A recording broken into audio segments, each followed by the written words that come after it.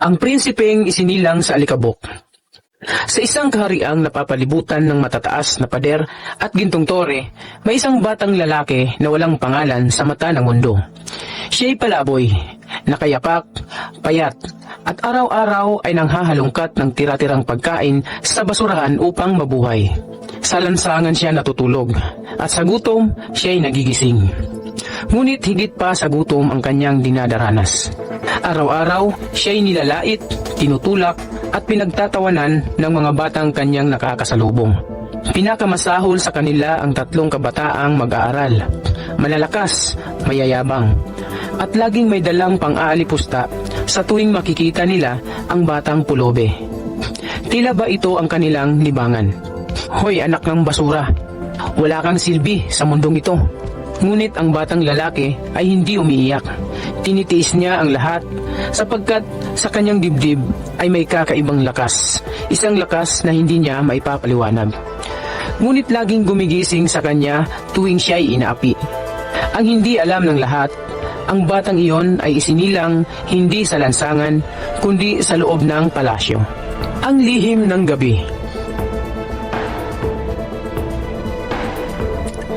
15 taon na ang nakalipas sa isang gabing sabay na nanganak ang reyna at ang asawa ng kanyang kapatid. Isang kasalanan ang isinilang kasabay ng 2 sanggol. Ang kapatid ng reyna, isang babaeng nilamon ng inggit at ambisyon, ay may isang masamang balak. Ayaw niyang ang anak ng reyna ang magmana ng trono. Gusto niya ang sarili niyang anak ang maging hari. Sa dilim ng gabi, lihim niyang ipinagpalit ang 2 sanggol. Ang anak ng reyna at ang tunay na prinsipe ay kinuha at ipinatapon sa isang malayong bayan na lugmok sa kahirapan. Doon, iniwan siya sa kapalaran. Samantalang ang anak niya ay ipinalit sa tabi ng reyna. Pinalaking prinsipe sa palasyo, may korona, ngunit walang dugong bughaw. Walang nakakaalam maliban sa isang matandang katiwala ng hari na nakasaksi sa lahat. Pinili niyang manahimik noon, takot na di paniwalaan at maparusahan. At sa gayon, ang prinsipe ay lumaki sa alikabok, habang ang impostor ay lumaki sa seda. 2 kabataang magkasing anino. Lumipas ang mga taon, nang umabot sa edad ng 15 ang 2 bata, sila'y halos magkasing tangkad at magkasing edad, ngunit magkaiba ang pagkatao. Ang tunay na anak ng hari ay matatag, matalino, at likas ang galing sa pakikipagdigma. Sa lansangan, siya'y natutong lumaban, hindi para manakit, kundi para mabuhay. Samantala, ang huwad na prinsipe ay mayabang, marahas, at sanay na laging nasusunod. Madalas siyang maglibot sa mga bayan kasama ang kanyang mga tauhan. At sa tuwing mapapadpad siya sa bayan ng mahihirap, palaging nagtatagpo ang kanilang landas. At palagi niyang nilalait ang batang pulobi, hindi alam na siya ang tunay na prinsipe, ang paligsahan ng tadhana. Isang araw, nagdeklara ang hari ng isang paligsahan.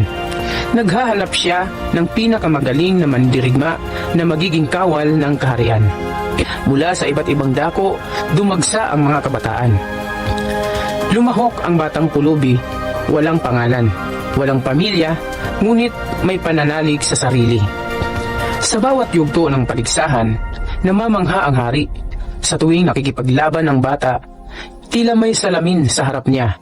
Nakikita niya ang kanyang sarili noong kabataan pa.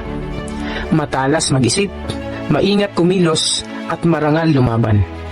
3 linggo ang lumipas. Sa huling laban, nagpasya ang hari ng isang kakaibang utos. Maghubad ng damit pang itaas ang lahat ng kalahok. Nang dumating ang final na laban, napaatras ang hari sa kanyang trono. Sa likod ng batang pulobe ay may isang malaking marka, isang balat na hugis sa gisag ng dugong bughaw. Tanda iyon ng kanilang angkan, tanda ng mga hari. Nakita rin iyon ng mga tao, umaalingaw-ngaw ang bulungan at ang buong arena ay napuno ng gulat. At ang bata ang nagwagi, ang pagbubunyag at ang pagtataksil. Ipinatawag ng hari ang bata.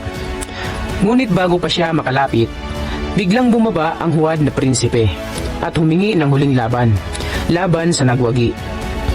Nagharap sila. Madali sanang pabagsakin ng tunay na prinsipe ang impostor, ngunit pinili niyang magpigil. Lumaban siya ng may awa hanggang sa siya ay matalo. Ngunit kahit natalo, ipinatawag pa rin siya ng hari. Sa kanilang paghaharap, nakaramdam ang hari ng kakaibang bugso ng dugo. Parang may nawawalang bahagi ng kanyang sarili nang nabiglang bumalik. Samantala, nakita ng kapatid ng reyna ang marka sa likod ng bata. Alam niya ang katotohanan, at kaya bago pa tuluyang mabunyag ang lahat, ipinadukot niya ang bata. Binalak niyang patayin ito upang tuluyang ilibing ang lihim. Ang katotohanan hindi kayang patahimikin. Ngunit ang nakaraan ay may sariling tinig. Ang matandang katiwala, nang makita ang marka sa likod ng bata, ay naglakas ng loob na isiwalat ang lahat sa hari.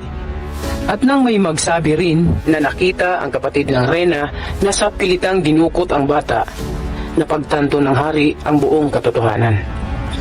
Pinatugis niya ang taksil. Natagpuan sila sa isang liblib na bayan. Sa sandaling itataas na ang sandata upang patayin ang batang nakatali, isang palaso ang bumulusok at bumagsak ang mamamatay tao at nasagip ang bata. Ang pagbabalik ng prinsipe.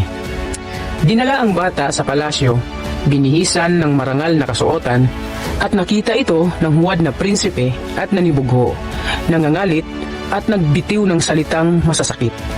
Ngunit mariing sinabi ng hari, siya ang tunay kong anak. Sa gitna ng mga kawal at mamamayan, isinaysay ng mga saksi ang lahat. Ipinakita ang markang dugong bughaw. Humagulhol ang reyna.